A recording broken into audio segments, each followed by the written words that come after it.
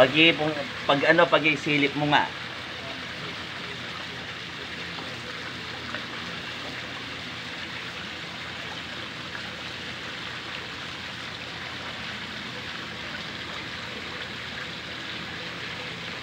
Ganda oh.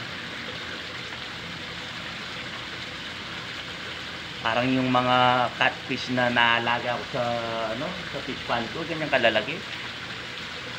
Yung hindi ko inharvest na siguro mahigit isang taon yung mga catfish. Pinapakain ko yung tira-tirang sa inasal. Lumaki ng ganyan.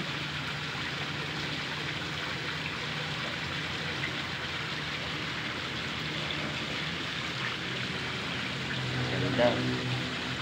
Uuwi na. Taga Nokar ni Sigwa. Bah.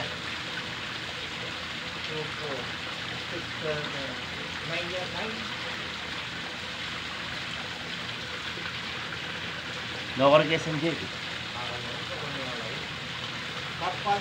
Wow. Koi pan. Koi pan itong mga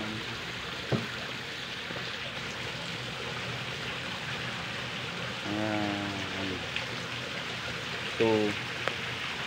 Pag kuya puntahan mo, tingnan mo lang yung para